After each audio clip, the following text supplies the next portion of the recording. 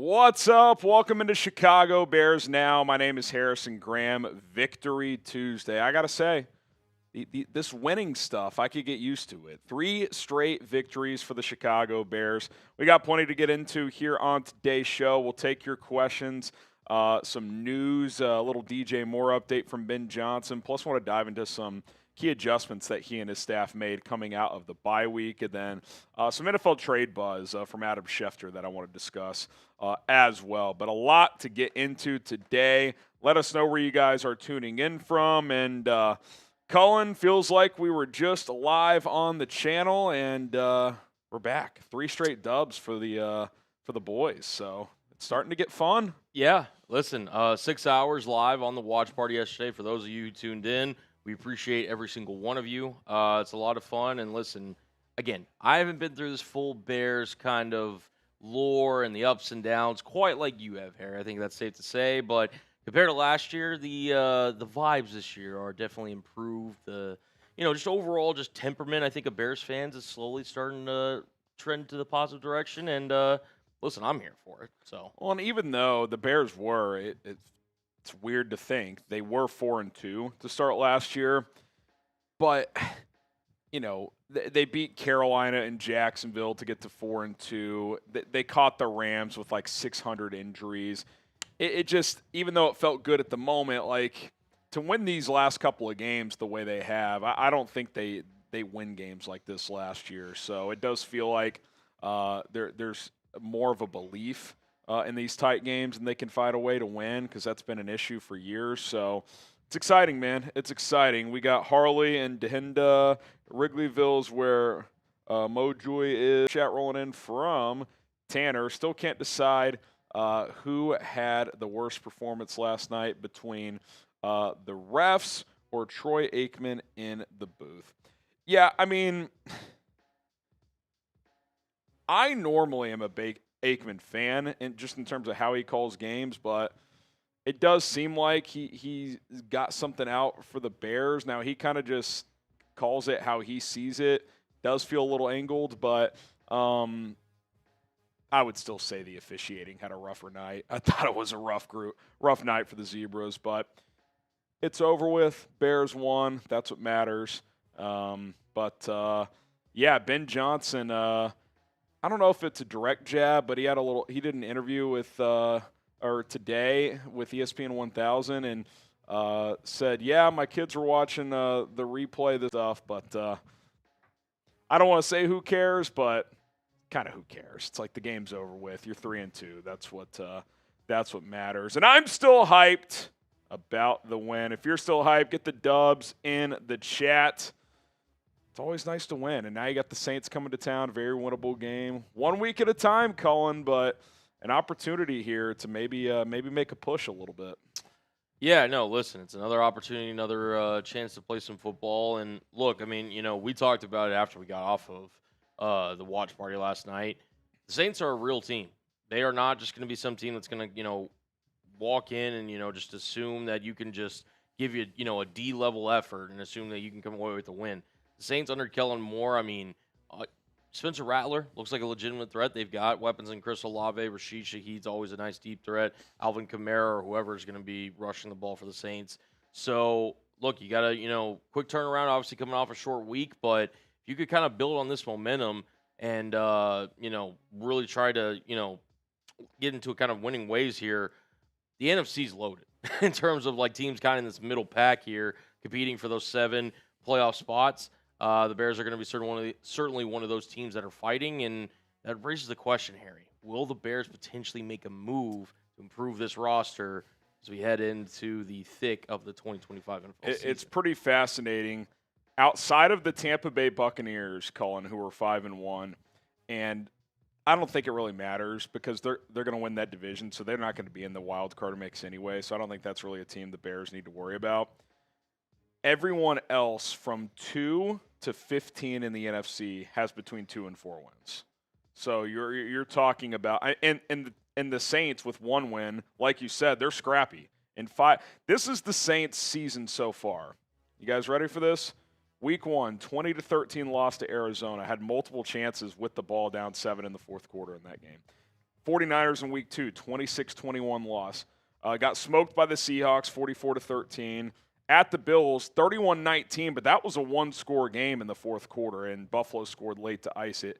Beat the Giants, 26-14, who've won 2 out of 3 otherwise, and lost to the Patriots, who are pretty damn good right now, 25-19. Like, the Saints, I don't think you have to play your best to win this game, but if you come out and lack energy and don't execute and they play well, like, you could lose. So, you know, I think it would almost be more impressive if they handle business this week in a fairly straightforward manner than what happened last night, because you had all the motivation in the world last night.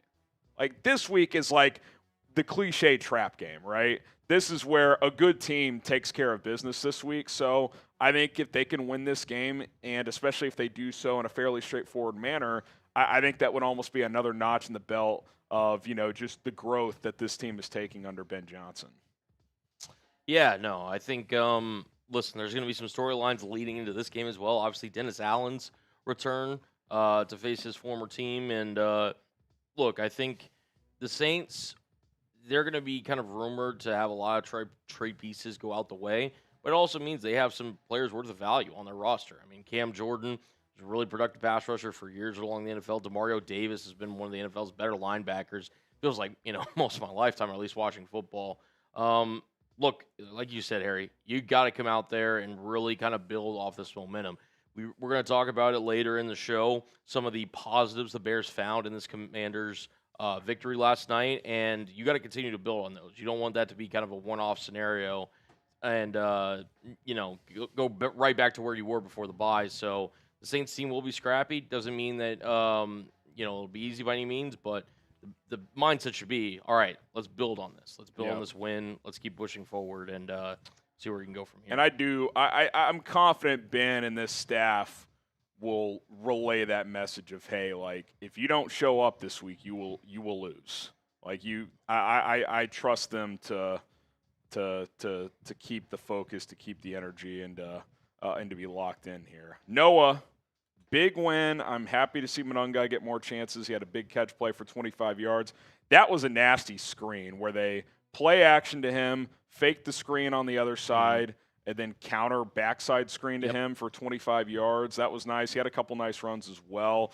I'm guessing they probably initially planned for him to get a few more carries, but Swift was having a good night, so they kind of leaned on him. But, I think big picture run game, at least right now, trade deadline three weeks away from today, I think they're going to give this another couple games. And if they continue to have success on the ground, I think they'll probably stand pat there. Now, long term, is that a position you still probably want to upgrade at? Certainly, but I think they found some things last night that they're going to look to build on in these coming weeks. So, it was good to see him make a couple of plays. Even Roshan had a carry in there, so maybe he, kind of establishes a short yardage role. Who knows? But, good to see the run game in general work last night.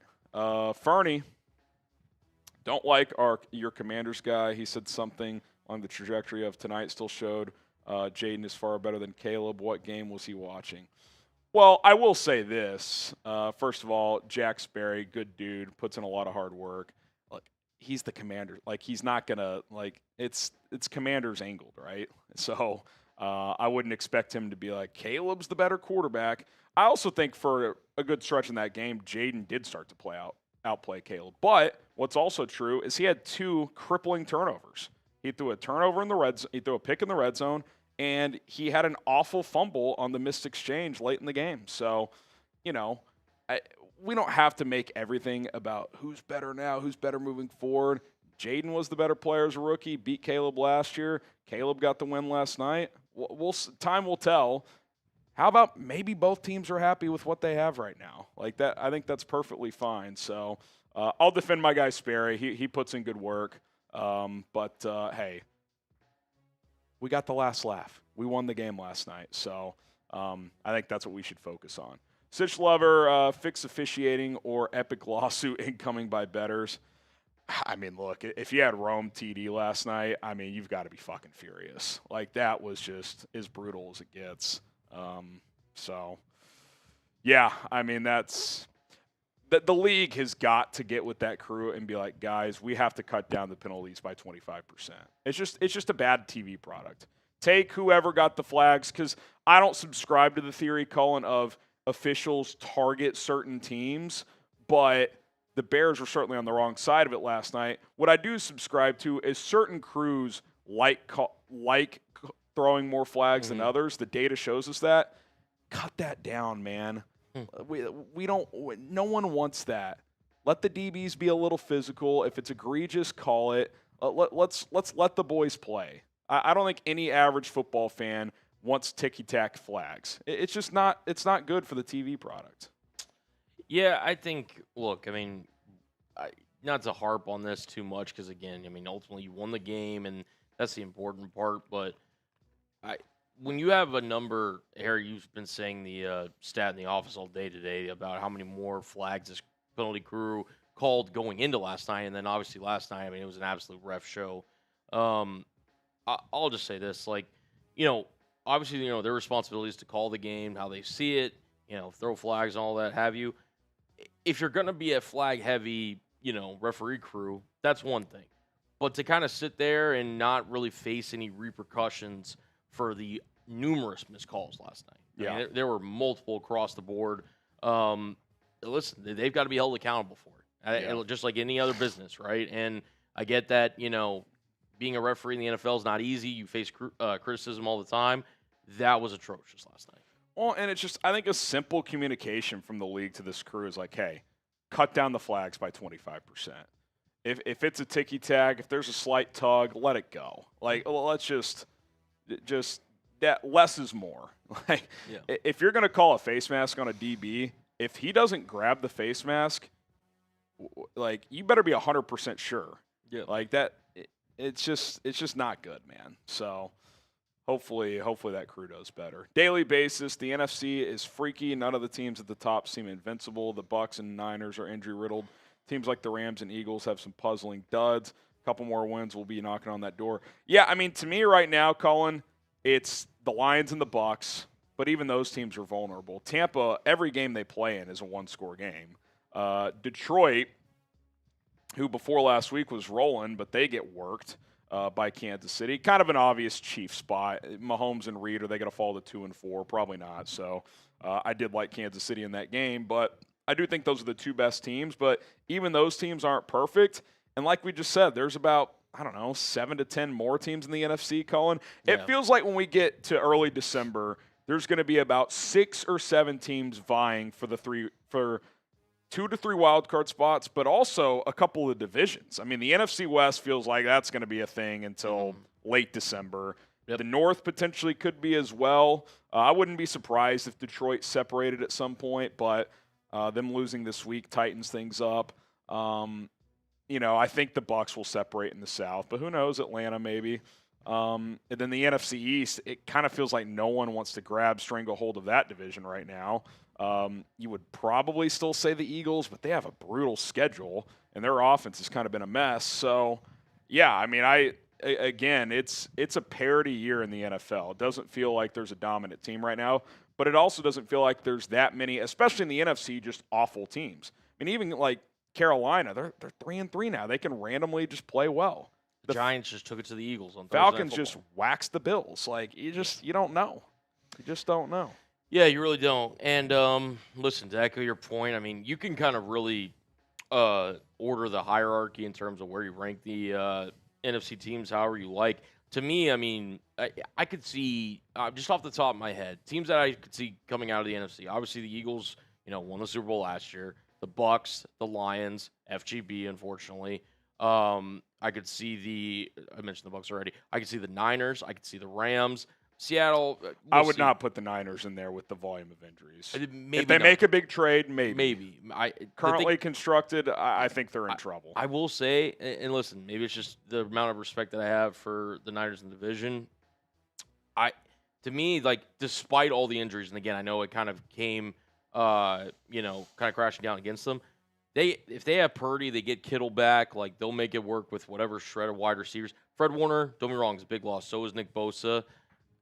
To me, like, Robert Saleh's the best, DC they've had in there for a little bit. I would not count out this 49ers group. No, I still think they're a playoff contender. I just think, like, when you lose that many important players to win 3 or 4 playoff games, it's almost kind of like the Lions last year. It's like, they still went 15-2, but you get into a playoff team against a good team, Goff's a little bit off with the amount of defensive injuries, all of a sudden you just get smoked. Yeah. Like that, it's just. And yet they're still loaded on the offensive side. You still have McCaffrey. You still have Trent Williams, who, again, he's not the same player he once was. But I will agree if they get their key offensive guys healthy, like what if Ayuk comes back? Their offense could be really good. Ricky Pearsall, again, do you keep Juwan Jennings? But, I mean, heck, Kendrick Bourne is having breakout games. Like, yeah, him and Mac Jones have a good thing going on. Yeah, and they've kind of revamped their secondary. Listen, Kyle Shanahan and the Niners, like, I've learned never to rule them completely out, so that's why.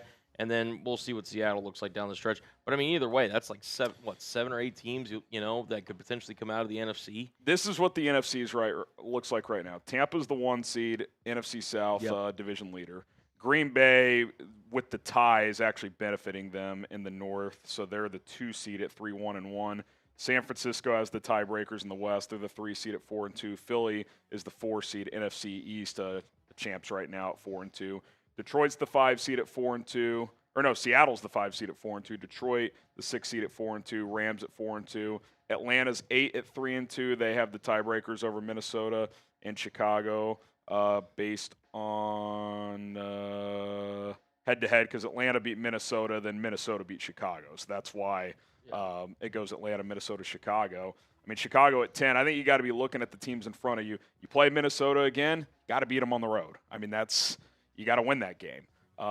You got to hope Atlanta kind of concerns me now because the division they play in, Cullen, they're going to have a lot of winnable games. So, it helps that Carolina beat them, but to beat the Bills, that's not good for NFC teams. And that's a game you would not expect them to win. No. And listen, I mean, we'll ultimately kind of see. Their defense looks really good under Raheem Morris. Their offense seems to be, kind of humming here a little bit. But especially with the run game. I mean, Bijan he's special. He's looking good. So, look, if you're a Bears fan, you're just kind of sitting there and, control your own destiny. Try to, sit there and, to your point, if the Falcons can sit there and get a win against a really good Bills team, which I still think, look, they have their problems. They're still really good. You got to figure out a way to get a win this week against the Saints. And moving forward, you're going to have some toughish games. You're probably going to have to steal one against, somebody you're probably not going to expect to beat. So yeah, I mean, you got to beat Minnesota. You got to salvage a split there. Mm-hmm. I think that's pretty critical. You got to beat the Saints this week. You got to at least split the Baltimore, Cincinnati back-to-back roadies, and both those are winnable. I mean, even with Lamar and Roquan coming back. Now, that's going to be an empty the tank game for Baltimore coming out of the bye week at 1-5. If they fall to 1-6, they're done. So they have to win that game. So that's going to be a tough spot for the Bears. But even if you lose that game and you beat Cincinnati and New Orleans, 2 out of your next 3, you're 5-3. Okay, you got something. That's when, to get back to the question, do you make a move? Is it worth making a big move for this team this year? I think any move you would make, it would have to be for a player that's beyond this year in mind. I don't think you're bringing in a rental unless it's for a late round pick or something. Right. So it'll be interesting. Next few weeks are going to be interesting to kind of determine what direction the Bears going at the trade deadline. You know what? Honestly, what might be a really good video idea, and you guys let us know down in the chat if you'd be interested in this.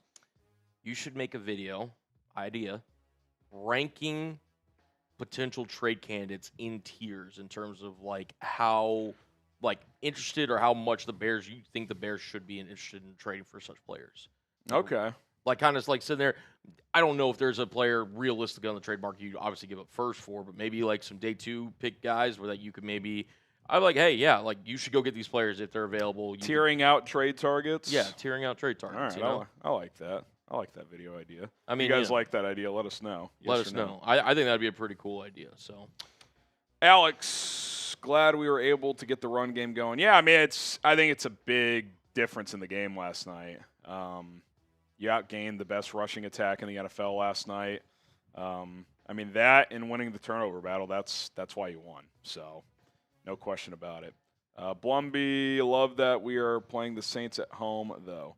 Yeah, I mean, it would be even more of a trap game if that was in the Superdome. So, getting them at home, Dennis Allen revenge game. I actually do think he'll be pretty motivated to go up against them. He knows a lot of their offensive personnel.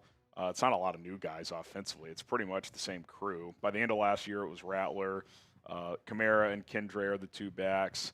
The receiving core is basically the same, so he knows that group pretty well. So you would think he would have a game plan for them. Jay Thorns need more love shown to Dennis Allen for dialing up those blitzes. We actually got some pressure against Jaden Daniels. Still got out of there a lot, but no doubt he felt that heat. Yeah, I thought they did a good job of at least forcing Daniels to make some tough plays. And like you said, he got out of there a few times, which was frustrating. But he's also just going to do that. He's a good player. The only big moment call I did not like was that 3rd and 13 where I don't mind playing coverage there, but you got to defend the sticks. So when you dump that off to the back, 6 yards, 7 yards short of the sticks, you got to be able to rally to the football there. Now, maybe that's just players taking bad angles or whatever, but I thought that was a little too soft in that spot. But luckily, you were able to get a stop on the next sequence of plays and get the football back. Yeah. Daily basis, outside of the division, no team's given us more grief in recent years than the Saints. We've said it every week besides number 2, got to win this game. Let's effing go. Yeah, I mean, this is, it would be a setback loss, no question.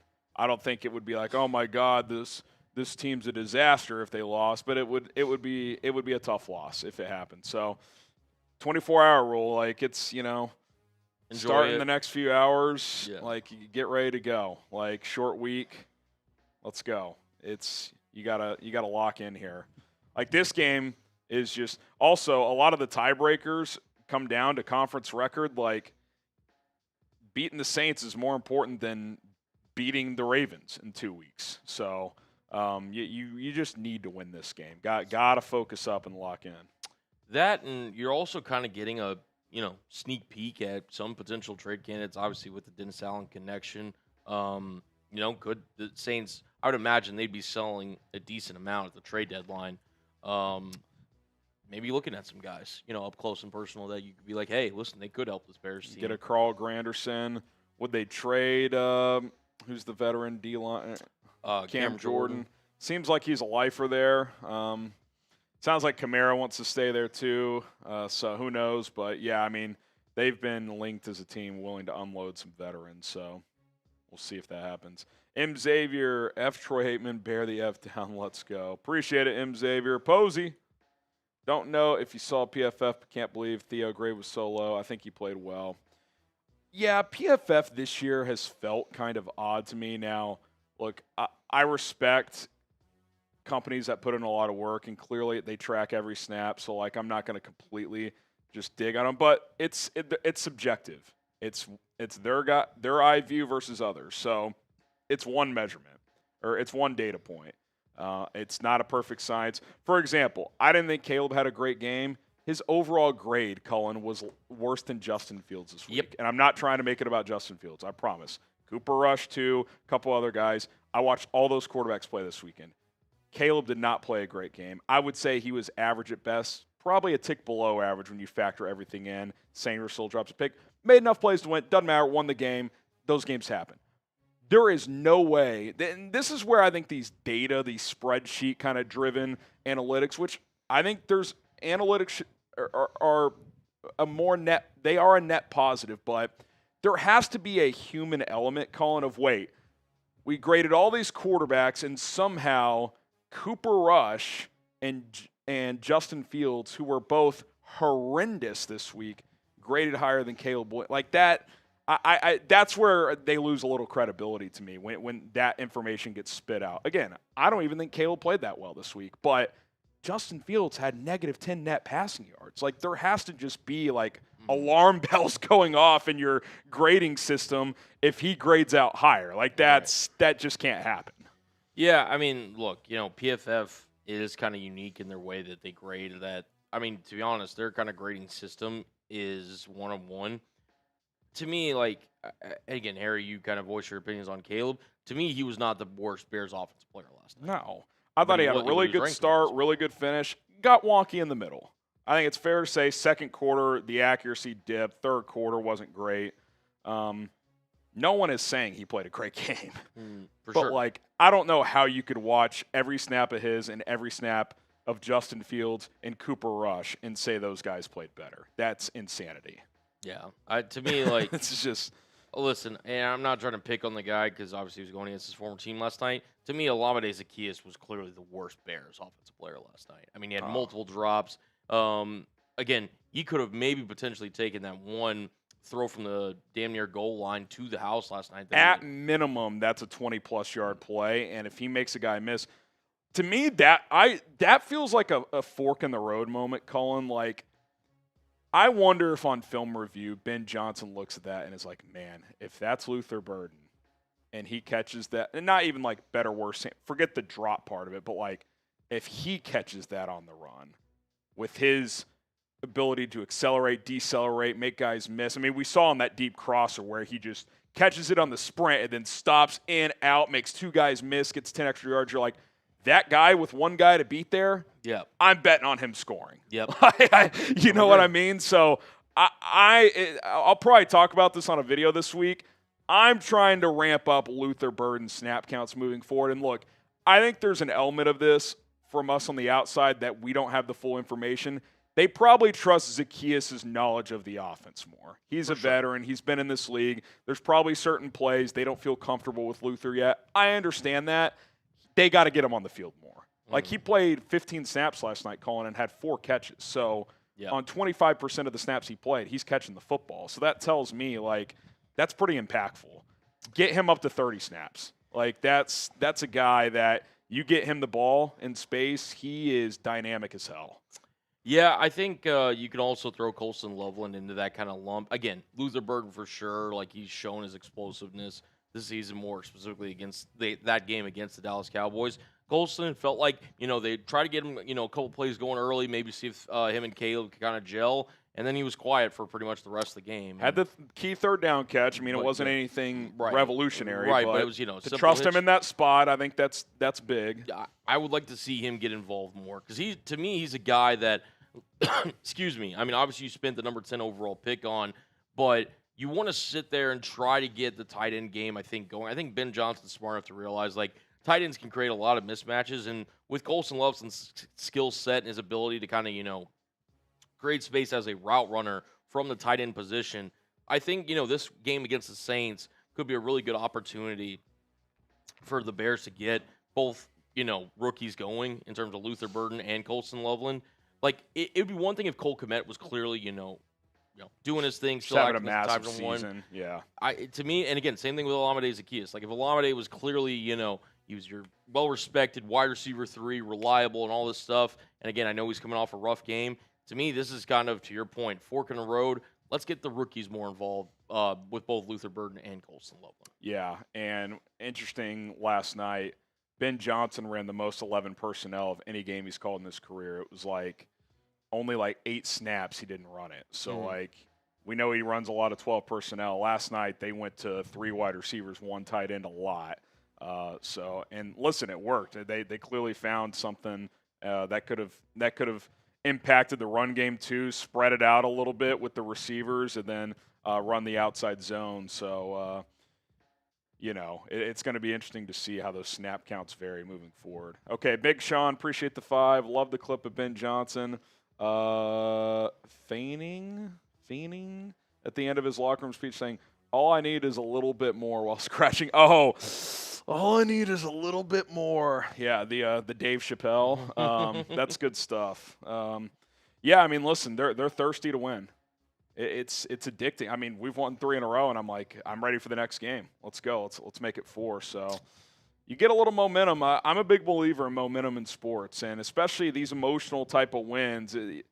Focus up, carry over, win this game this week, get to 4-2. I mean, that kind of becomes a house money game in Baltimore if you get to 4-2. I know the Ravens are only 1-5, but they're going to be favored in that game, especially if Lamar's back. So that becomes a pretty fun game if you can get to 4-2 here. Okay, he also said this last night. I think it got lost in the flood of Super's post games. DGD Bears win. I found out me and the wife were having a baby. Hey! Get the congrats in the chat. A lot of Bears Now babies Yeah. happening, I feel like. A lot of celebrations last night. We were talking about A couple birthdays in there. some birthdays, some, gender reveals, I guess you could say. And then also, I think there may have been one like engagement in there mixed in. There's a lot going on. Yeah. Congrats to all you guys. Again, congrats to you, Big Sean, for figuring out that you're having a boy, and, best of luck to you. Congrats, man. That's awesome. Congratulations. That is freaking sweet.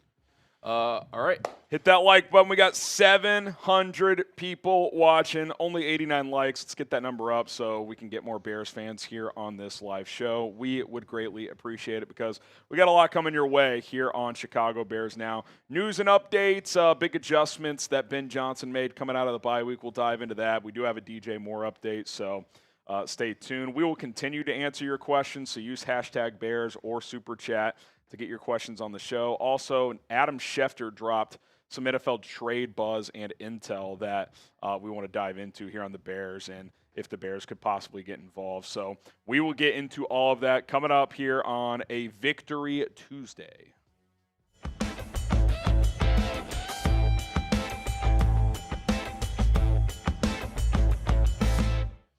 Happy Victory Tuesday, everybody. This is Chicago Bears Now. My name is Harrison Graham. We got a DJ Moore injury update as Ben Johnson spoke to the media just a little bit ago. Plus, I want to dive into some adjustments Ben Johnson and his staff made coming out of the bye week that led to success against the Washington Commanders. Let's start with DJ Moore, though. Johnson hopped on ESPN 1000 and said Moore is likely day-to-day after staying overnight in Washington. He also just spoke to the media, I think via Zoom, and confirmed that DJ is back in Chicago. So very good sign there. Here's what he had to say, though, regarding DJ Moore. He said, I think we got some good news in that regard. I think he'll be day-to-day going forward. It was a groin deal he was dealing with, but I think we're going to be okay. Obviously, good news coming out of that win last night, because that was really only the negative, right? It's like you have this emotional win, you're riding high. Oh, crap, DJ's going to the hospital. What the hell could that mean?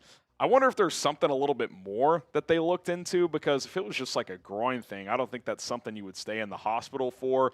Maybe Ben Johnson's, protecting DJ's privacy. Maybe he got dehydrated or something and got light in the head in the locker room or something, and they just wanted to be precautious, get some fluids in him. Who knows? There could be a million things that they checked out, but it sounds like he's going to be okay. The first injury report of the week will come out tomorrow as the Bears play on Sunday. First injury report's always on Wednesday when that's the case. So we'll see if there's more clarity on that tomorrow. But all in all, seems like this is okay. Do I know if he's going to play this week? I'm not sure, but it doesn't sound like a long-term thing either way. Obviously, DJ's had a weird season, I would say. You know, he's kind of taken on a lesser role. Rome Odunze's emerged as that wide receiver one, but also the ball's kind of getting spread around. You got two tight ends. You got Zacchaeus, Burden starting to come on. Obviously, they ran the ball really effectively last night. I thought this could be a game where DJ gets some man coverage looks and they could take advantage. And early on, I thought they did that. He had all three of his catches for 42 yards in the first quarter. Like, okay, this could be a big DJ game. And then, Caleb didn't have a great second quarter. Then in the second half, it didn't seem like DJ was a big part of the game plan. But it was nice to see him get more involved early in that football game last night. And look, I think if you're DJ Moore, you just got to kind of embrace this role of, you may not be this 1,200-yard receiver this year, but if you can be a good leader, be a good teammate, vibe with Caleb. I think that moment at the end of the Raiders game where they blocked the kick and Caleb's relieved and he kind of daps him up. I think that was kind of a symbolic thing, like, hey, like, we're growing as a team, we're growing as a partnership.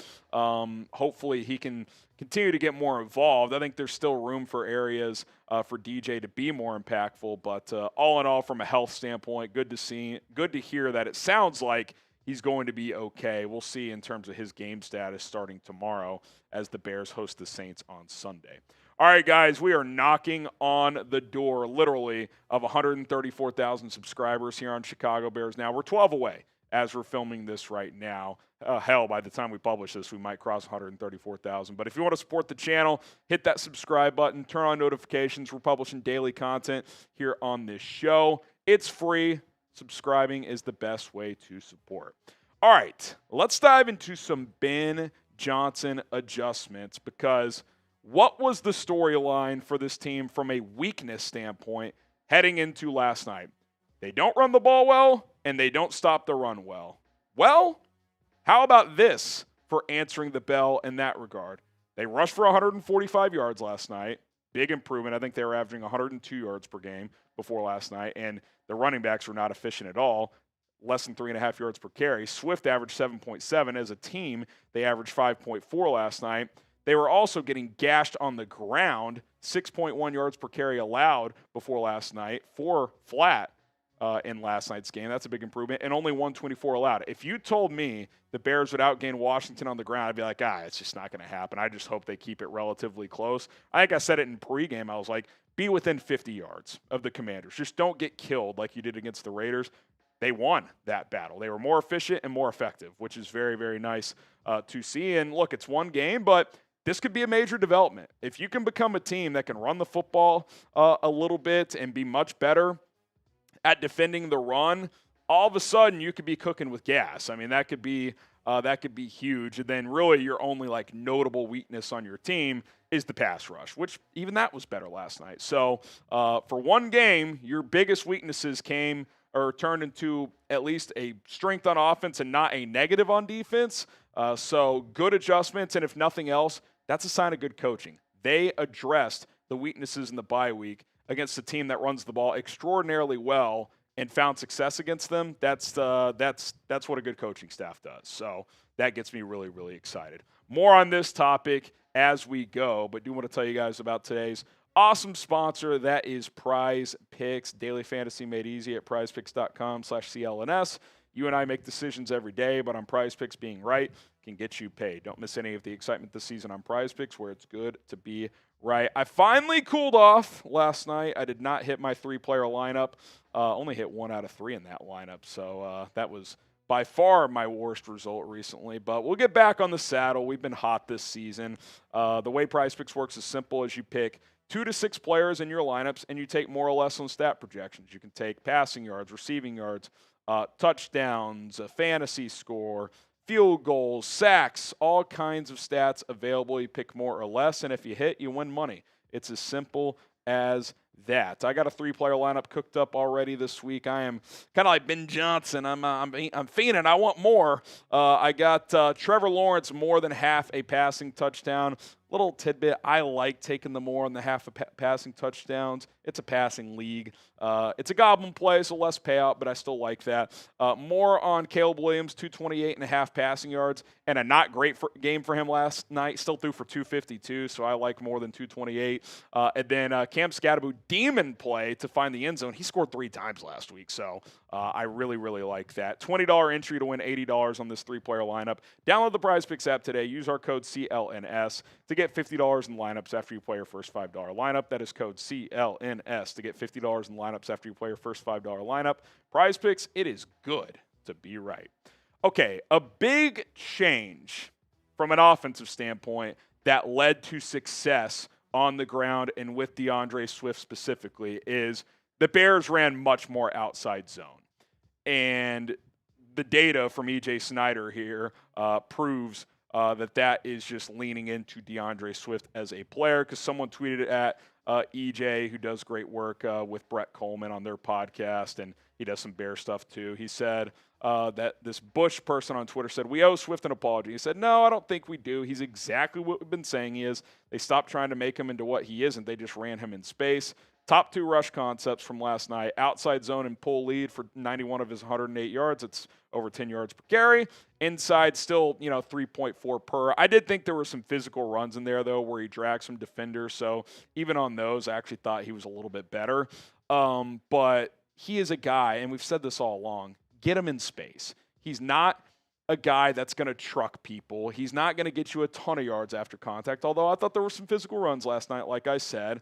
But I just think the personnel you have, and this is where I'll give Ben credit, and they were trying to find their run game identity the first few weeks, and I just think some things quite weren't clicking. I think the personnel you have is outside zone. Definitely from a DeAndre Swift standpoint, but I think your offensive line, Darnell Wright it has always been effective out in space. Theo Benedict moves well. Get him on the move.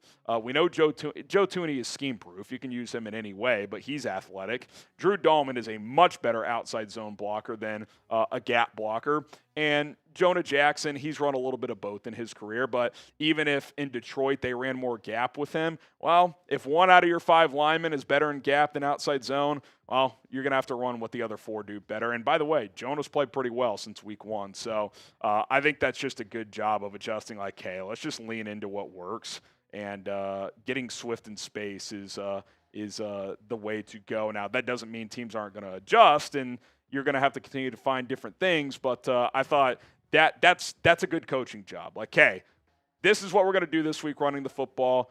Let's go to Theo Benedict, who's going to give us more athleticism in space as a running team, and I think that was evident last night. Okay, also on the defensive side of this discussion of slowing down the run, I think TJ Edwards' impact was pretty obvious. Shout out Colin, our producer. He said he's an X factor tonight, heading into last night's game, I should say.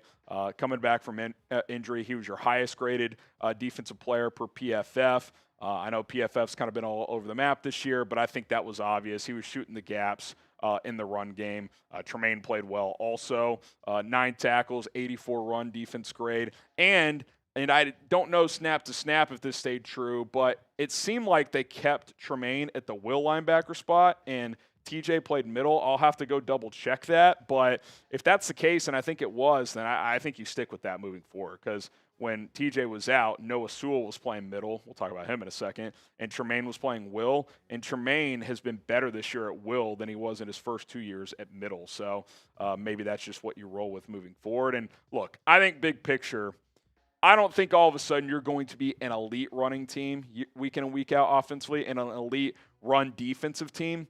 Can you be middle of the pack, though? Can you be between 13 and 20 on both sides of the football in your rushing offense and rushing defense? If you can, and if Caleb continues to progress with this passing game, your offense can be a fringe top 10 offense this year, which I think we would have all taken that going into year 1 with Ben Johnson. And the defense, especially with how the secondary outside of Nashawn Wright is playing, and he's battling too and getting turnovers, this team, your defense can be pretty solid. So that's what I'm hoping for. I'm not saying you're going to be elite all of a sudden, but if you go from being bad to average in those areas, that can make a difference. That can be the difference in 8 wins and 10 wins potentially. So hopefully that continues. Real quick on Noah Sewell, he did exit last night's game with a concussion.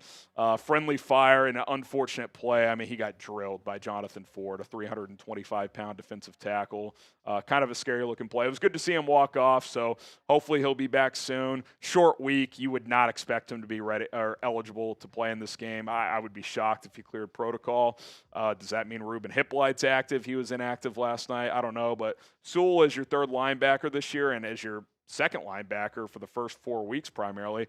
He's one of your most improved players, so hopefully he gets out there soon because I think he's taking a nice little jump here. All right, that's it for this edition of Victory Tuesday. Feels good. Let's keep it rolling here on Chicago Bears Now. Don't forget to subscribe to the channel. Bear down. All right, we got Anthony with the super chat. Ben said in the locker room, imagine when we clean up the penalties. Yeah, I mean, that's been the beauty of this, Colin. It's like they're not just playing like these amazingly clean, just you're never going to play a perfect game, but like they're leaving stuff on the table. And they've still won 3 games in a row. So that's kind of the beauty of this winning streak right now. Yeah, no, I think that, look, I kind of said it going into last night's game that I didn't necessarily, or I said I wouldn't necessarily mind that if this was kind of a penalty-ridden game. Boy, do I regret saying that with all the penalties that were called last night. But you knew it was going to be kind of emotional, the revenge aspect of it, and we talked about it all week. And certainly, there were some kind of moments like that. But if the Bears could really clean this up, like, to your point, Anthony, imagine what it would be like if you could keep Caleb in the, formidable positions that he has been. Well, and here's what was nice about last night. I'm not going to make a ref's point here, but, like, the pre-snap operation was good. The Theo one, like Like I don't know if there's much teaching moment there from Ben on the tape this week. I think he was lined up properly, but there weren't. I don't know if there was a single false start, maybe one.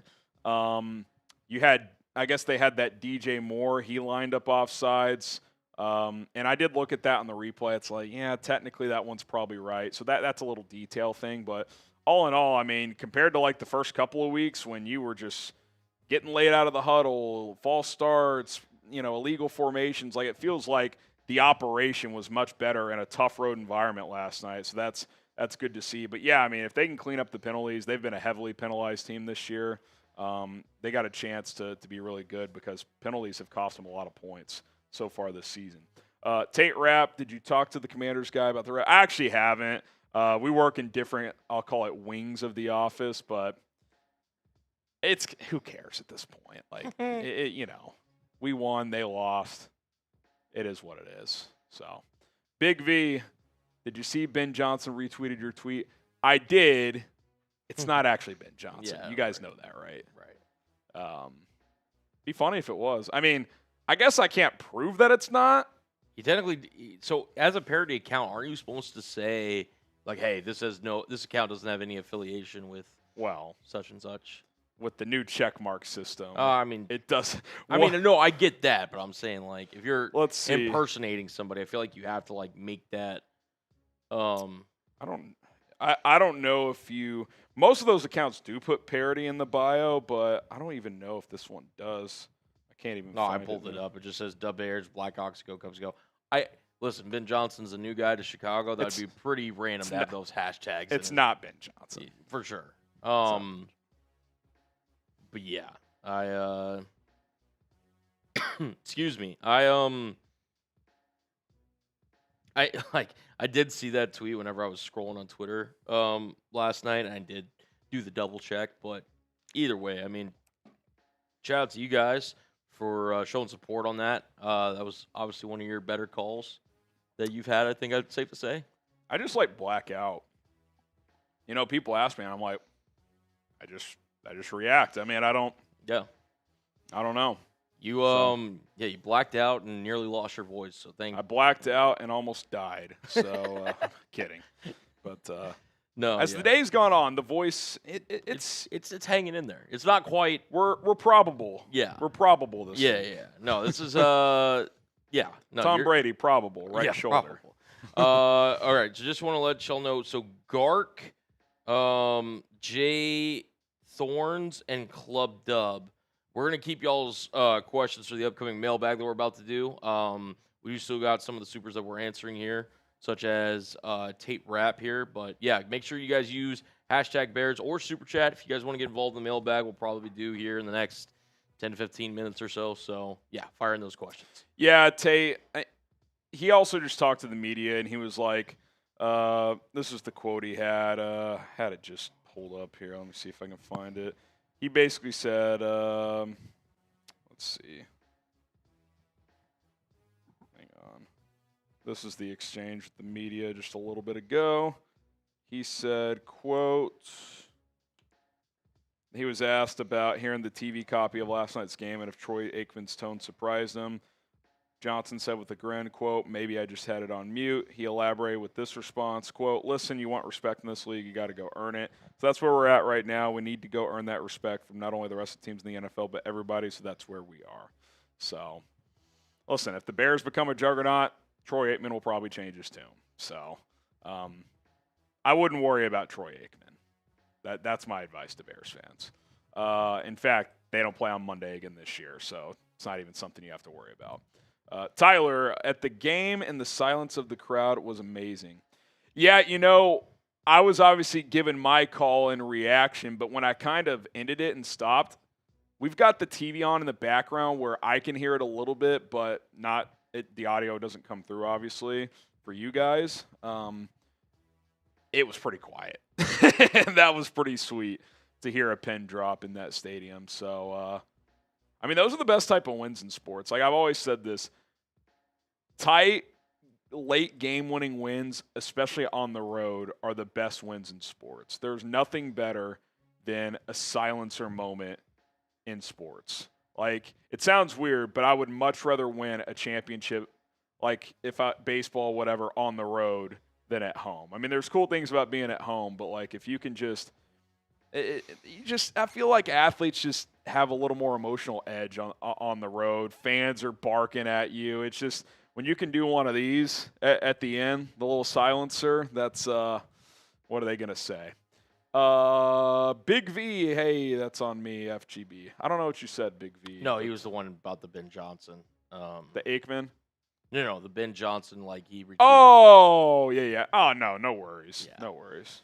No worries. Maybe it is him. I can't prove it's not. So, I don't think it is. I'm pretty sure it's not, but can't prove it. So, what if Ben Johnson was that cream guy on Twitter? That would be funny. That would be funny. All right, we will continue to take your questions. # Bears or Super Chat.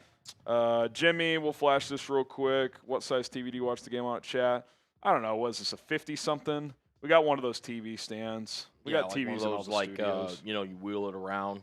Yeah, so we can move it You're around. sitting in the classroom and the teacher's like, hey, it's movie day. It's, yeah. It's an old box TV from 1996, but it's probably 55-inch in here. But it's about 10 feet away from me. Yeah, we have to have to angle it so like trying to give you all like kind of a backdrop in the room. So we've got like multiple kind of like we got a TV, we got obviously the camera that you're seeing Harry on, and then so I'm sitting right here and I got to be able to like when I'm adjusting like the score or whatever else behind the scenes. So it's like angled to where Harry can kind of see it, but then I can also kind of see it. So yeah, every studio is configured differently. So yeah, it's fun stuff. All right. Yeah, cream sleeve, bear down. Exactly. All right, # Bears, Super Chat. Let's get some more questions in there. Yeah. We know not everybody can donate either, so we'll get some of those # Bears questions in there. I want to include you guys like Big Pops and who else do I see with the # Bears? I see. This is a great chance to get involved today, by the way. Radness earlier, so launch them in there. # Bears, Super Chat. Do you have to stand?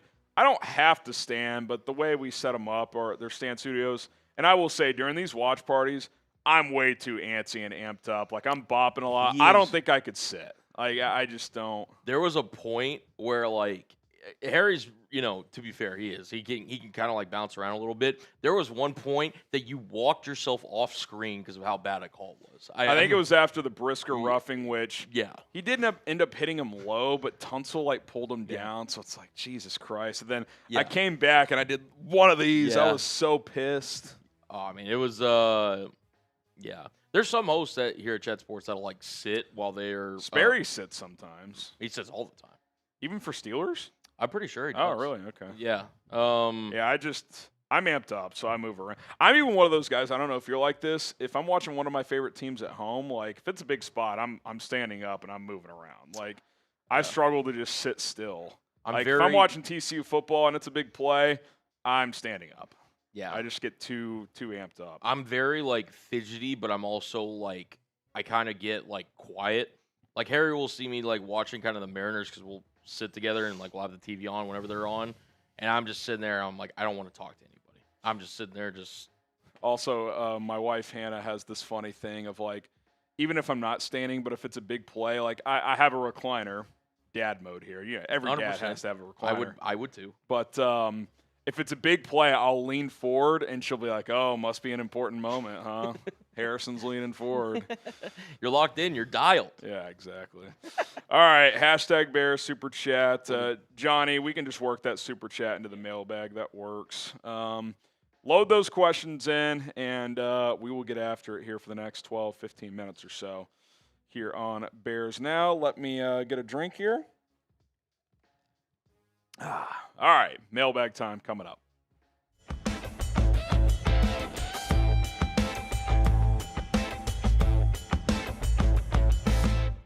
Chicago Bears Now mailbag, doesn't matter. Mailbag time. Harrison Graham here, and let's get to it. Moody Magic, if you could trade for any player right now, who would it be? It's a good question. I mean, going into that Washington game, the debate was running back, pass rusher.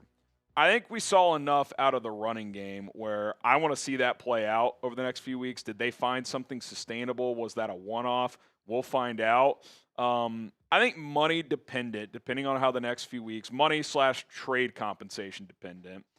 I'd be exploring the pass rusher market, and there's always tiers of pass rush of trade targets, and we might do a video of that. Like, here are the blockbuster guys, here are the mid-tier guys, here are the rentals, all that stuff. So, subscribe and stay tuned. We'll probably do that. Here's like the bigger name guys that have been rumored recently. Obviously, Trey Hendrickson. If the Bengals keep losing, they might just cut ties there. Kayvon Thibodeau, that's seeming less and less likely. He's a young, ascending player. The Giants will figure it out with their 3 edges, but maybe they would reconsider if it was a big enough offer. Jeffrey Simmons is out there. I wouldn't do a 1, but if you could get him for a 2, I'd consider it. Bradley Chubb, Jalen Phillips. Feels like the Dolphins will trade at least one of those guys. Kind of like the Commanders a couple years ago. Montez Sweat and Chase Young. They ended up trading both. We'll see if Miami does that. There's been like loose rumors of like the Quinnen Williams, the Max Crosbys of the world. I'm not sure those caliber of players get traded, but we'll have to wait and see. I still think the pass rush needs work. Now, were there positive signs against Washington? Yeah, it was kind of a group effort. Dexter got back there a couple times. I thought Montez Sweat, even without a sack, had probably his best game of the season. I thought he flashed more than once. We'll see what Grady Jarrett's status is moving forward. Obviously, you hope to get him back. Even if he's not like a high-level impactful player, he will certainly help. Dominic Robinson's second on the team with 1.5 sacks. So, listen, if you told me he ends the year with 4 or 5 sacks, like that's a win. Certainly need more, but I think pass rush in general would be an area that I'd be looking to target regardless of who the player is. Now, you tell me. Name a player that the Bears should trade for. And again, if it's one of these high-priced guys, you're going to have to move money around. Bears have around $10 million in cap space, so even a guy like Trey Hendrickson, to start the year, his cap hit for a team trading for him is $16 million. Now, it goes down by the week. It's prorated, so you're getting closer to where you could absorb it, but you still need to have leftover money because you're paying your practice squad every week. That impacts the cap, so you'd probably have to move some money around for a guy like him, or certainly Jeffrey Simmons. Who would you want to trade for? Let's hear it down in the comment section below. Okay, Gark64, $20 super chat. With the Titans firing, are there any trades from them that would be worth it? Simmons or Arden Key are 2 guys that would come to mind. Arden Key would probably be like, I don't know, if you could get him for like a 4th-round pick, edge rusher. Simmons, probably Tennessee would probably want a 1. I don't think I'm trading a 1 for him right now. He's 28. The last couple of years, he wasn't playing as well. This year, he is. So I'd be a little hesitant to trade a 1st-round pick, but he's obviously a big name that's been rumored to be on the trade market. Okay, Jay Thorns, what's your outlook on these next 4 games? I get there are a couple of catch games, but possibly sitting at 7-2 going to the game against Minnesota. I mean, that would be incredible, right? If you won these next several games. I mean, you've got the Saints at home this week. That's a game you really need to get. 2 road games against Baltimore and Cincinnati. Lamar Jackson, Roquan Smith are expected to be back for that Baltimore game. So that game's not going to be easy, but easier than when the schedule came out. Cincinnati on the road. We'll see how Joe Flacco plays the next few weeks, but that's a game you at least feel like you have a good chance of winning. So, yeah, you got some winnable contests coming up. I think even if you got to 6-3, you'd be pretty damn happy if that happened. I kind of look at the next 3 games. Beat the Saints, split those 2 AFC North games. You're 5-3. Like, if you told me that was the outcome, I'd be happy. 6-2 would be amazing. We'll see how the next few weeks go. 1 game at a time. All right, today's show sponsored by Mando. Shopmando.com. Use code chat at checkout to get 20% off all of their products right now. Fall is here, which means football is here. In other words, it's the best time of the year for the fellas. It's a great time to be out and about, and if you're like me, that includes being outside a lot with my son and doing different projects around the house. Don't let body odor sideline you. Mando Deodorant Plus Sweat Control is for real working guys. Mando is formulated to stop odor before it starts and doesn't mask odor with overwhelming fragrance. It has several awesome products from the deodorant wipe, spray deodorant, stick deodorant, and much more.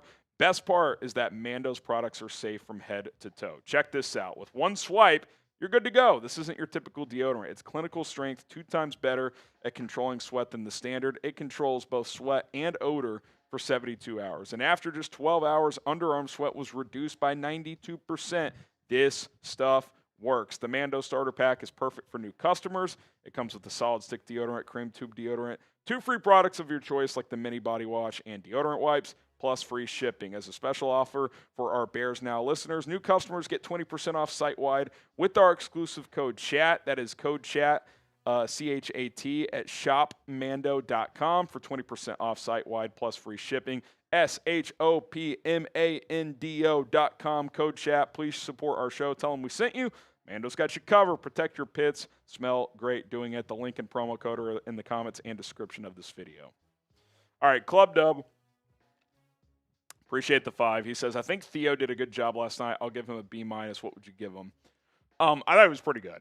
I mean, I think I saw he gave up PFF credited him with 2 pressures, which, again, subjective. But I think all things considered, a first start at left tackle, second start overall.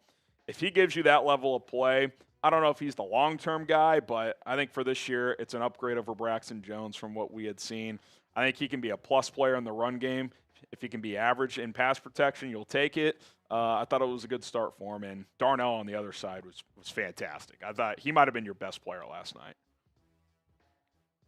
Okay, Johnny, all of a sudden 6-2 looks very manageable. I don't want to get ahead of our skis here, guys. The Saints this week is not going to be a layup. They have been in every game except for one. They have been very competitive. Hopefully the guys in the building are doing this, and I don't think Ben and this staff would allow it. But if you just roll into that game lackadaisical, the Saints could sneak up on you. They have been very competitive. At Baltimore with Lamar and Roquan coming back, I would guess Vegas has them as a betting favorite. Certainly a winnable game. Their defense is going to have some issues still, but that's not going to be a gimme. They're going to be desperate at 1-5. They have to win that game or their season's basically over. At Cincinnati, how's Flacco playing by then? Again, very winnable, but any road game in the NFL is hard. Giants at home, they've been formidable since they've gone to Jackson Dart, so no game in the NFL is a gimme. Could you win all those? Yes. Could you go 2-2? Also, yes. It's not like we can assume that they're just going to start winning all these games. So still a lot to clean up, a lot to improve. The good news is you've won 3 in a row, and especially in these last 2 games, you haven't played great, and you've still found a way to win. So if they can clean some things up, then yeah, 6-2 is certainly possible, but I don't think we should assume that is going to be the case. Subscribe to the channel. We're bringing you content every single day, live watch parties every game day, and so much more. We're having fun here on Chicago Bears Now this season, so hit that subscribe button, turn on the notifications, and never miss out here on Bears Now by Chat Sports. Kiddis, hot take, Dio has been the worst signing of the Poles era. Well, Nate Davis exists. I mean, at least Dio plays. It would take a lot for someone to top Nate Davis. Seriously. It just doesn't get worse. I'm not sitting here acting like Dio's been a great signing. I thought he did a pretty decent job against the run last night. And look, I think at this point, which it's unfortunate you're saying this 5 games in, with Dio, be a plus run defender. Anything he adds as a pass rusher is a bonus, but be a guy who consistently sets the edge in the run game. And if you can occasionally dent the pocket and get after the quarterback, I think that's a win. But, yeah, I mean, at the time it felt like an overpay, and I would say so far that certainly has been the case. Kobe White Enjoyer. Bulls almost back. What's Darnell Wright's potential this year and in his career? I've thought this for a while. If he cleans up the mental errors, just the jumping off sides with the false starts, just the pre-snap stuff, the occasional technique breakdowns, when he's locked in, he's very athletic. For 6'5", 333, he moves very well. When his technique is on point, he's very technically sound. He can hit you with that punch. He has multiple counters to different pass rushes. He's excellent out in space in the run game. I think he can be an all-pro. Now, he's got to tighten up the consistency, but he's got all the tools to be that. He's already a really good player, which is why I always push back on, well, just Darnell Wright, the penalties, put him on the bench. Put him on the bench for Ozzie Trapillo? I think Ozzie Trapillo can be a good player in this league. What evidence do we have that he's better than Darnell Wright? I think Darnell Wright is a very, very good player, and if he cleans up the little things, he has a chance to be a great player. So I thought last night was one of his better games. He played really, really well, and hopefully silenced the doubters a little bit and reminded people like, hey, I'm pretty damn good. He's a good football player. Are the Bears a playoff team? Yes or no? Right now, they would not be in the playoffs, but they are in the thick of it in the NFC. Do you think this team will make the postseason? Type Y for yes or type N for no. Got time for a few more here. Hashtag Bears or Super Chat. Treyful, thoughts on giving Luther more snaps instead of Zacchaeus? I don't know if they're going to all of a sudden, flip the snap totals, but, if it's like this right now, Zacchaeus and Burden, it needs to, kind of slowly go, ooh, and then, toward the end of the season, it flips, right? I don't think they're going to flip and all of a sudden Burden's going to play 70% of the snaps and Zacchaeus is going to play 30, but within 2 or 3 weeks, is it closer to 50-50?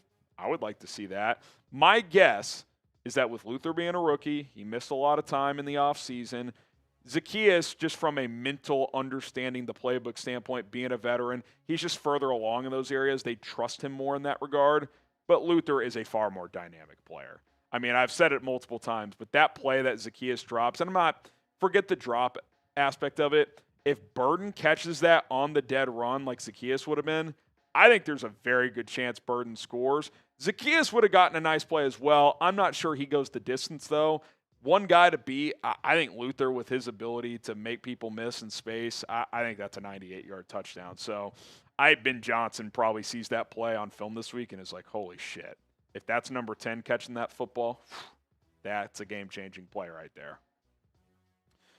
David, last one here. What has impressed you the most regarding Dennis Allen's defense so far? I mean, recently the takeaways. To get as many takeaways as they're getting without a consistent pass rush, that's pretty impressive. What is his calling card? Disguises on the back end, and they've gotten a lot of interceptions. Brisker baits Jaden Daniels into that throw. Obviously, they came in bunches against Las Vegas also. A couple off of Dak Prescott, who's playing excellent football this year. I think the ability to get takeaways. And he's dialing up more pressure as the weeks go on. So, yeah, I like what he's doing. There's still some moments where I'm like, I didn't love that call. Like that 3rd and 13, that felt kind of like a fluke call. It's play soft. I don't mind playing coverage, but you got to defend the sticks. For a dump off to go for 15 on 3rd and 13, that can't happen. So it's not perfect, but doesn't have his number one corner, doesn't have a great pass rush to work with. I think all in all, especially since the Detroit game, the defense has been more than acceptable. I'd say it's been a plus group. All right, appreciate all the questions here on Chicago Bears Now. Don't forget to follow me on social media at HGramNFL, both on Twitter and Instagram. DMs are open if you want to talk more ball. If you have a question that didn't get answered here on the show, you can hit me up over there at HGramNFL. Josh, I was so drunk last night, I don't remember seeing my super. So, full disclosure, Colin, if you want to. Yeah, so just to kind of give you guys an idea. First of all, it was not intentional. Never want to ever make that, seem like that's the case.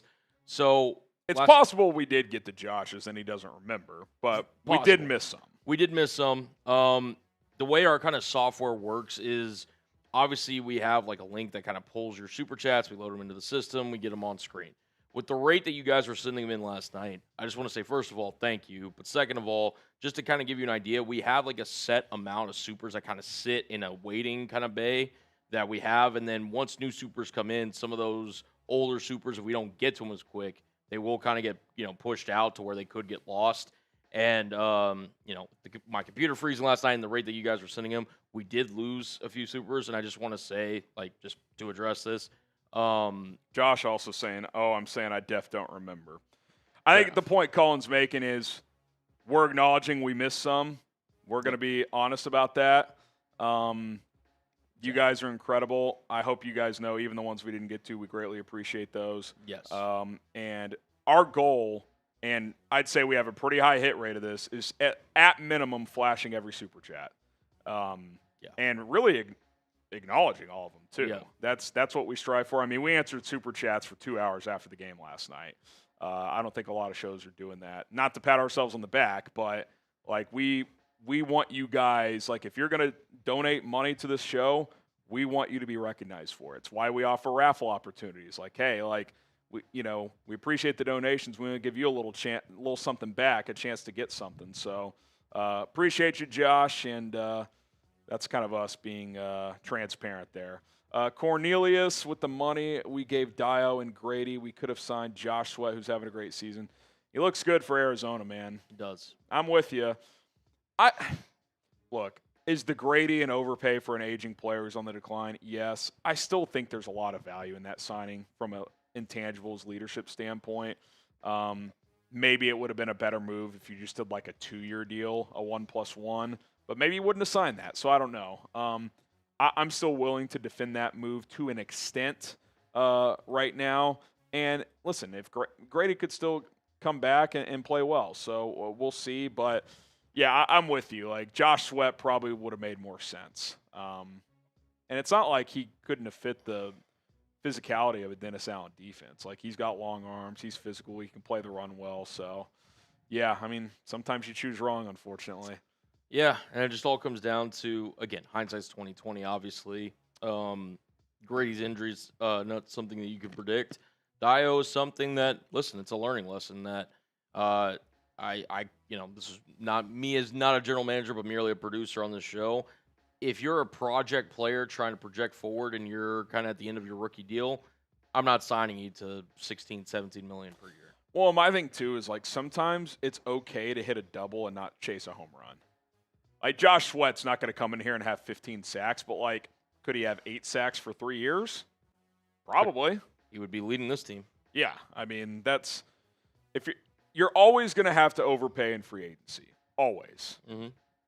I would rather overpay for a more proven commodity than try to swing for the fences. Now, every once in a while, if you want to make that calculated move, okay, but like you're not some established team yet.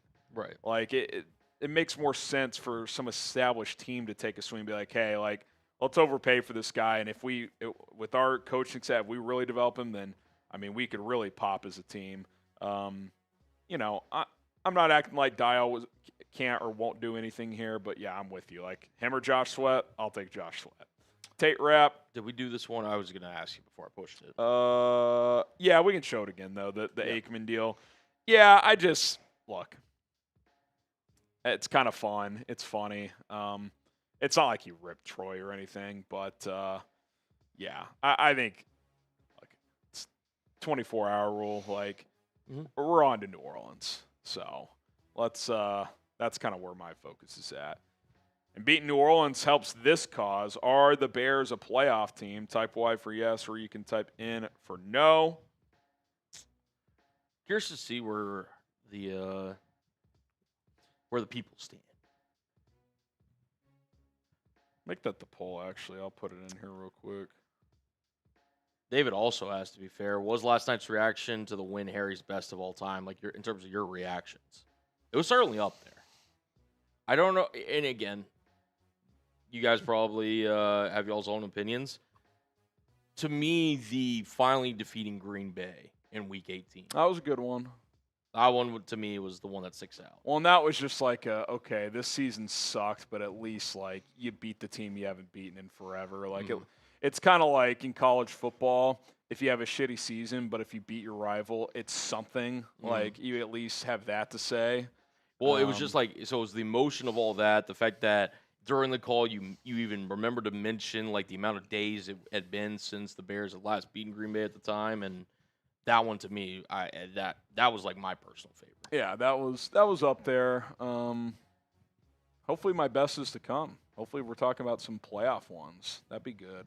But yeah, there's been a couple fun ones, and your guys' engagement on them on social media and stuff has been fun. So appreciate that. But look, I don't know. I kind of just black out in these like tight game, late game moments, and I don't know. You almost it's like when you hear these athletes talk about, yeah, sometimes you just you get in the zone is what they call it, and like it kind of you just let like I don't know, just emotion take over. It's kind of the best way I can describe it. Like I don't plan these calls on what I'm gonna say, so it's fun. It's fun. Hopefully you guys enjoy it, but I would also like this next week. Just like I don't need some signature last second call. Let's just handle the same. Like I actually think, and I said this earlier, if the Bears just beat the Saints kind of in straightforward fashion this week, that would almost impress me more than the Washington win because you had so much motivation to win that game after last year. Monday Night Football, coming off the bye week. You're going to be jacked up. Can you turn around on a short week and beat a scrappy team that you're better than? Just handle business. It's kind of like, to make a tennis analogy, when you break serve, winning in Washington as an underdog is kind of like breaking serve. Well, to consolidate that break, you got to now hold serve. You got to beat the Saints at home. You beat the Saints at home. It doesn't discredit the Washington win, but you kind of gave it back in a sense. So that's kind of, to me, the theme this week is like focus.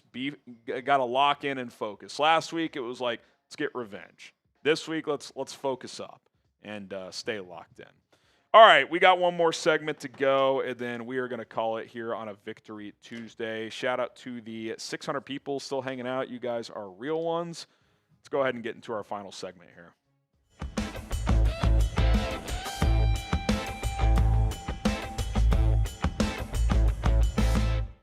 ESPN's Adam Schefter dropped some trade buzz and some trade candidates just in the last few days here, with the NFL trade deadline 3 weeks away.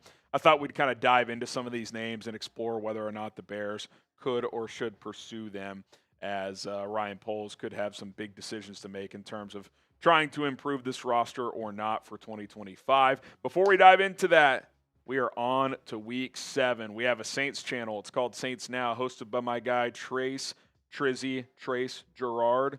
And I am on a warpath to take down Saints Now and new subscribers this week. Let's keep the momentum rolling. Shout out to all the new subscribers. Shout out to the OG subscribers. If you haven't subscribed, if you need a little motivation, let's take down Saints Now this week. We're going to continue to bring you guys free and daily content. Okay, Adam Schefter had this to say in this article where he dropped some trade candidates and intel. He said, the 3 NFL trades, this was late last week when he wrote this, headlined by the Browns sending Joe Flacco to the Bengals, are expected to be a sign of things to come ahead of the league's November 4th trade deadline. Over the past 6 years, in the month of October leading up to the trade deadline, the NFL has had 88 trades, an average of just under 15 per year. It's kind of become like baseball in the NBA, where these teams, these GMs, they are more aggressive in making moves. And I think part of it is the extra wild card spot. So these teams, even if they aren't really in it, they kind of convince themselves they are. I mean, hell, we've seen Ryan Poles make a couple of trades when the Bears aren't even really contending. So we know he's certainly willing to pull the trigger on some moves. Now, the Bears did not have any players mentioned in terms of trade candidates, and maybe even that is a positive. That means they're not looking to sell. Schefter didn't name anyone on Chicago's roster that could be available for other teams. That, of course, doesn't mean that guys aren't available. Things can change. Phone calls are happening constantly, so that's certainly subject to change over the next 3 weeks. And one guy I wonder about is Braxton Jones. Is Braxton Jones a player that the Bears would try to trade and get a draft pick for? Would they try to play the comp pick formula? But what is that really going to net you this offseason, considering he's not a starter anymore? I don't know if he's getting some big payday by a team in the offseason. Obviously, they're rolling with Theo Benedict moving forward. I think the question you would have to answer in this regard, because Braxton Jones, if nothing else, is a veteran left tackle who has started more than 40 games in this league. If you trade him, do you trust Ozzie Trapillo in a pinch to step in and play left tackle? If Theo were to get injured, or if he, for whatever reason, just had gigantic struggles and you had to bench him, can Ozzie step in? Because they moved him back to right tackle. It's kind of an admission of, at least right now, we don't think he's a left tackle. So that's kind of the game you got to play. What are you getting for Braxton? You're probably talking like a 6th-round pick, might even be a late-round swap. And B, if you trade him, well, who's the backup left tackle? Do you trust Ozzie to be the full swing guy, or can he only play right tackle? Is Karan Amagaji coming off IR? Could he play left tackle? I mean, if he's healthy, we know that's his probably almost natural position. So those are all roster management questions you'd have to answer. But if the price was right and if they felt good enough about Ozzie at least stepping in over there if he absolutely had to, then I'd be open to it. But otherwise, it's probably too risky, because there's a reason they moved Ozzie back to the right side. What say you? Should the Bears trade Braxton Jones? Type Y for yes, type in for no. I do think it's pretty clear at this point they're not going to re-sign him. They're going to let him walk in free agency. So that's where the appeal is, to potentially trade him. But if you're a contending team and you lose Theo Benedict, that's where Braxton Jones still has value. So, again, it kind of comes down to that Aussie question. All right, let's get to some of the trade candidates Schefter mentioned on some other teams. Obviously, running back's a position we've talked about a lot. Breece Hall, I think he's certainly a guy to monitor. Jets are 0-6, just a disaster. Alvin Kamara, now, it's been kind of talked about forever and reported on again recently that he wants to be a Saint. Like, he prefers not to get traded. Would he be willing to change that stance? Would the Saints just trade him anyway? I'm not sure. But he could be a guy to monitor on the trade market. Jalen Wright with the Dolphins. Devin Singletary, more like kind of rotation backs there. Now, how do the Bears view the running back position they currently have after DeAndre Swift had a breakout game, right? Like, clearly had his best game of the season, maybe his best game ever as a Bear. They seem to certainly find some things in the run game against Washington. And again, the question is that a one-off? Is this a sign of things to come? Are they going to be more consistent in the run game? I'll say this. I'm giving this a few more weeks. You got 3 games until the trade deadline is here. I'm at least giving it 2 more games to see if they have found something sustainable for at least this season. If it goes back, kind of reverts back to the mean over the next few weeks, okay, we can revisit trying to trade for a running back. But if they're at least league average running the football, I don't know if you force the issue at the deadline to trade for a running back. If it gets back to being ugly, okay, maybe I'm revisiting Breece Hall. But they were so successful on the ground against Washington. You got to see this play out a little bit more. Kyle Monungai got into the mix. Even Roschon Johnson had a carry. So let's see how the next couple games go. I would not force the issue this week. You don't really need to. 2 weeks from now, if it's ugly again, okay, we can revisit the running back trade market. Okay, today's show is sponsored by PrizePicks. We will explore some more trade targets here in a second, but got to tell you about PrizePicks. You and I make decisions every day, but on PrizePicks, being right can get you paid. Don't miss any of the excitement this season on PrizePicks, where it's good to be right. I've been right a lot this season, not this past weekend, but we're getting back on the saddle with some more PrizePicks lineups, as I love playing daily fantasy with PrizePicks. The way it works is simple. You pick more or less on player stat projections on 2 to 6 player lineups, and you're good to go. If you hit, you win money, sometimes up to 2,000 times your lineup. That's right. With PrizePicks, you can turn $10 into $20,000. Cool feature on the PrizePicks app is you can follow other PrizePicks players directly within the app and copy their lineups in one click. Whether it's a friend, celebrity partner, or just someone whose picks you like, hit the follow button and check out every lineup they create in the new feed tab on PrizePicks. Little 3-player lineup I like this weekend is Trevor Lawrence, more than half a touchdown pass. That's a goblin play, a little easy to hit. But when you see quarterbacks more than half a touchdown pass, I like that in today's NFL. I like using those in lineups. A little recommendation I'd make. Caleb Williams, I like more than 228.5 passing against the Saints. He threw for 252 against Washington in a rainy, windy night when he didn't even play close to his best. So I like more than 228.5 coming back home this week.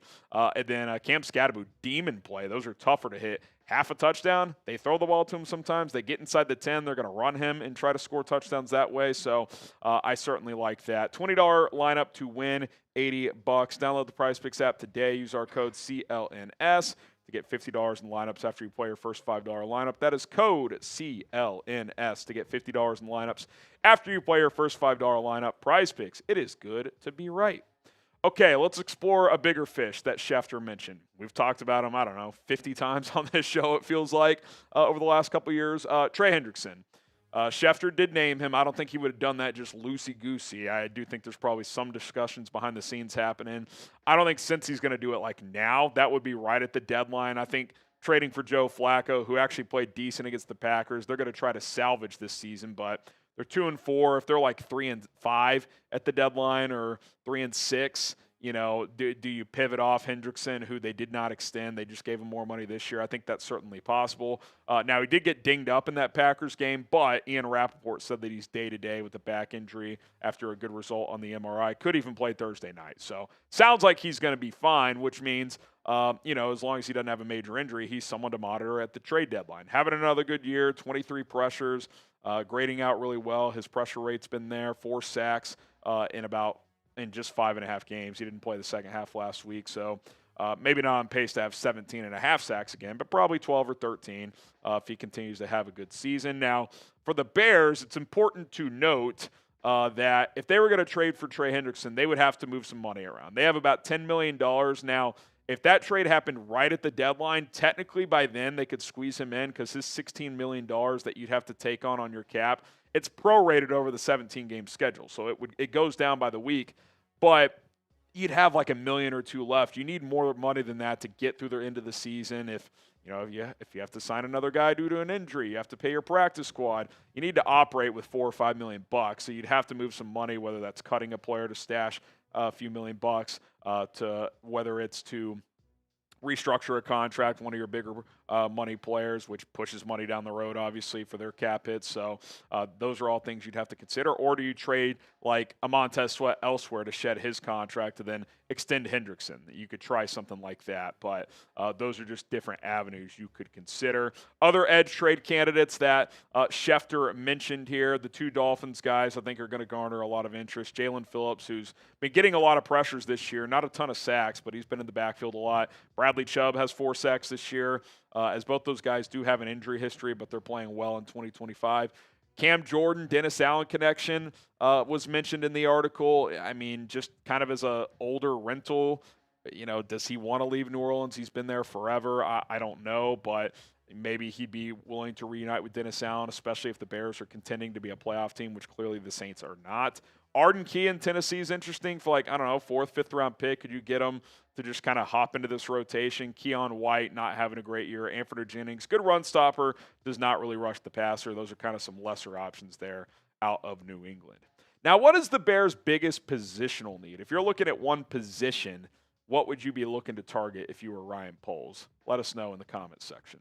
A couple defensive tackles mentioned as well for Schefter. Shelby Harris. Draymond Jones is kind of an edge defensive tackle hybrid. In this system, probably play more edge, so that's worthy of mentioning as well. I don't know if Draymond's a scheme fit, but he's in there. Shelby Harris, nice player, but does he really elevate your defensive tackle room? You kind of have just like a pretty decent rotation, even if none of the guys are great. They're all at least decent, and Shamar Turner's a rookie, so, do you want to take snaps from him as a rotation guy? I don't know if that makes sense. And Grady Jarrett, he's banged up. If this was a serious injury, if we found out he was going to miss extended period, I'd be interested in a Shelby Harris because you could bring him in. He could help fill that void with Grady Jarrett. They've had to elevate Jonathan Ford the last few weeks, so he'd certainly be an upgrade over that. So keep an eye on that, but if they haven't put him on short-term IR yet, I think they probably think he's going to be back pretty soon. Now, Schefter didn't mention this guy, but Jeffrey Simmons has been mentioned in trade rumors over the last few weeks and really over the last couple of years. You wonder with the coaching change there, would they consider trading him and kind of embrace more draft assets going into the offseason? And I do think this was an interesting comment made by Jeffrey Simmons after the Titans lost to the Raiders and the day before Brian Callahan got fired. He said, in terms of the disappointment of the loss, he said, "It started at practice. Just being honest, this was probably one of our worst weeks of practice. Came out flat Thursday. Sometimes things carry over. In this week, you got to prove, or in this league, that was a typo by me, you got to prove it and bring it every week. We didn't do that. Today was bad football, and I don't think it was a coincidence they fired Callahan the next day when your best player comes up and said, yeah, it was a horrible week of practice.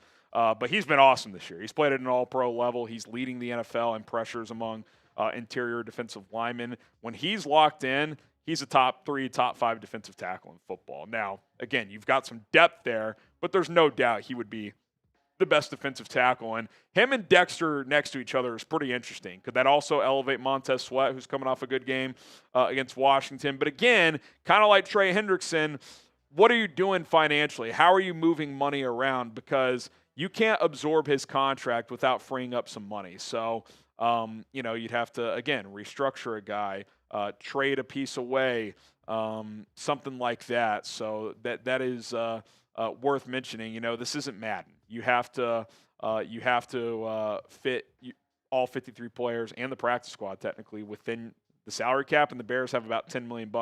I think to bring on Simmons, it's like $20 million. Prorated down by the week, I believe, but still, you don't have enough to do that right now. So you would have to move some money around, which you can. They could absolutely do it if they wanted to, but the question is whether or not they'd want to restructure a player to move back his cap hits further down the road, which there's obviously some risk in that as well. Okay, pick a blockbuster trade target. Type TH for Trey Hendrickson, JS for Jeffrey Simmons. Who would you rather have? I think edge is probably a bigger need. Simmons probably a more impactful player, though, especially moving forward a couple years younger. So kind of an interesting call there. You guys let me know who you would rather have. All right, that's going to do it for Chicago Bears. Now, don't forget to subscribe to the channel. Trade season is here, so we will continue to monitor all the trade rumors and buzz over the next few weeks. We'll have that covered for you guys. And, of course, what's happening with the team on a daily basis, injury updates, practice notes, game coverage, that's not going away either. So hit that subscribe button and bear down. All right, Richard. Secondary, appreciate the 5. Secondary and D-line helps each other. Would adding Stephon Gilmore make sense to increase the pass rush? I don't think Stephon Gilmore at this stage in his career helps your D-line. I think the question would be, if you were going to consider a guy like him, do you think he's better than Deshaun Wright? Unless that's a clear yes, there's really no reason to sign him. Yeah. I think, look, Gilmore, he's had a lot of success in this league. I think at this stage in his career, you're hoping, if you are signing him, that you're maybe getting a starting caliber level serviceable corner. CB2. Like, it's at this stage, he's clearly, got a lot of knowledge in the game. His body is just not the same as what it was once he was in his prime. He doesn't want to tackle. Yeah. He's always been a kind of a thin, wiry guy. Also, if he really wanted to play, I think he's good enough where he'd be on a roster. He may just be done. Yeah. He might just be sitting around if the golden opportunity shows up. Sure. Are the Bears that? I like where the Bears are trending, but I don't know if he would look at this and be like, right. Yeah, I'm going to get off the couch after hanging out with my kids and go play for the Bears. I don't know. I will say this. I saw Kendall Fuller sign with the Lions practice squad today, so that's interesting. Obviously, Terry and Arnold's hurt for them, but Gilmore's past his prime. I think he's serviceable, but I don't know if Deshaun Wright has been so horrific that it's Stephon Gilmore. If anything, I'd rather go get Reek Woolen for a late round pick swap. You're a Seahawks guy. What would you take for Reek Woolen right now? If you give me a 5th, you can have him. If you give me a 5th, I don't know if you would get that. He's not even playing. Yeah. So is he in the last year of his rookie deal? So he was drafted. Yeah, I think he actually is. See, he's not playing last year. That feels like a pick swap trade to me. Yeah. No, that's what I'm saying. What's interesting for Seattle is if it's just a pick swap, you might just keep him because if a guy goes down, you're probably prioritizing depth at this point. And look, to be honest, he'll still get some run whenever he's healthy. Maybe the middle ground there is just a 6th. Yeah, it's not a swap, but it's not a 5th either. Yeah. Again, he's young. He's got the athletic profile. I actually think he fits this scheme well. He's big and physical, and he can run. Yeah. By the way, you want to talk about guys that don't want to tackle? He got benched last season. That is what's frustrating with him is he's a bigger corner, but he doesn't want to hit. No. He was a converted wide receiver when he was at UTSA. I mean, he didn't even want to make that transition back in college. He ended up, working out for him. He got drafted and everything, but he's never been a willing tackler. I think if you're Seattle, unless you get a 5th, even a 6, you're kind of sitting there and you're like, well, we'd rather probably have the depth, and he, knows the system and everything. Yeah, especially, they feel like they're a team that could potentially make a run. I will say this, too, about Tyreek Stevenson. The one thing I've always liked about him is, there's been occasional moments where it's why didn't you get your nose in there? But, he's a pretty willing tackler, and he's a good tackler. He's the second highest graded run support corner in the NFL right now. So, it'll be interesting if Deshaun Wright really struggles the next couple of weeks, but the Bears are winning. Would they buy low on a corner? I wonder if that would be under consideration. Blumby, I want to beat the Saints in all 4 quarters. Win every quarter. If you do that, you're going to win, obviously. So, it would be nice to just kind of have a solid, straightforward win. Kind of like the Dallas game, just take care of business. Not saying it's going to be easy. I don't think it'll be easy, but with the way the Saints have played, Bears on a short week, you've said it off air, Colin, there's a pretty decent chance this will be a game in the 4th quarter. The Saints are not bullshitting. They play very hard.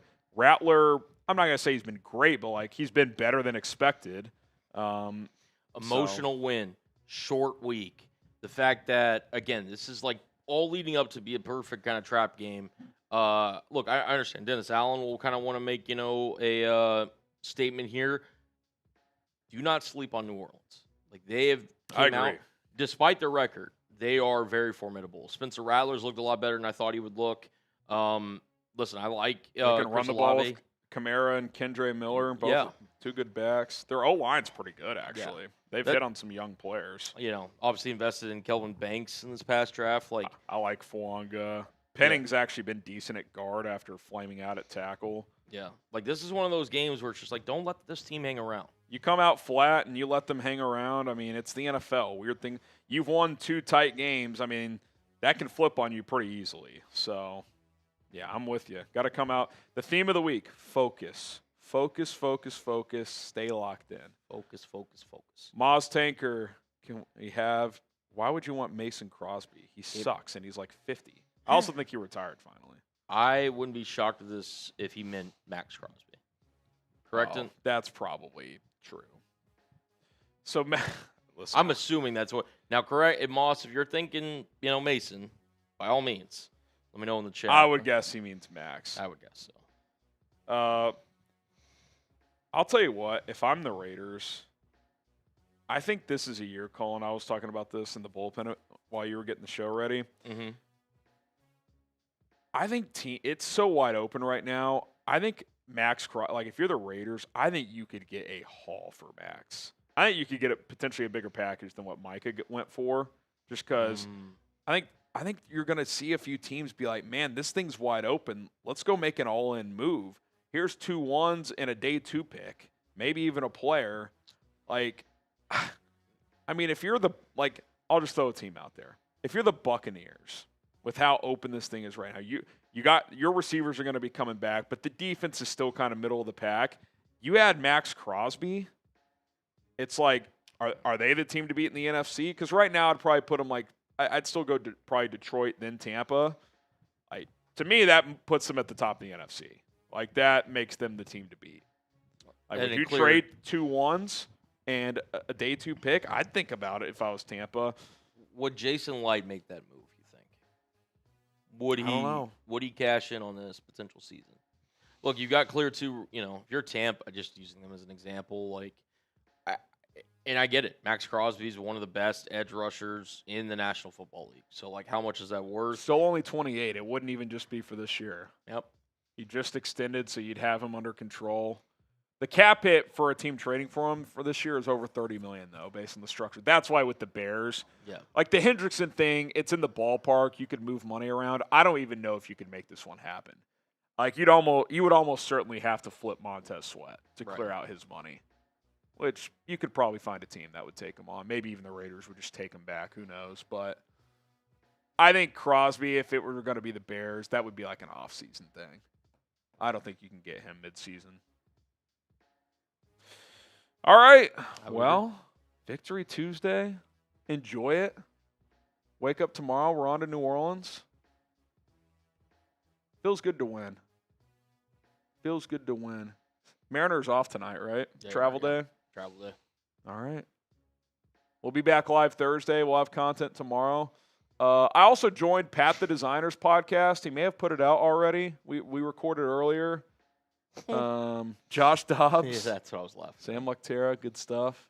3 first, Sam. 3 first. But yeah, I joined Pat the Designer. I think he's going to put that out pretty soon. I don't know if it's out yet. So if you guys want to go check that out, go check out his show.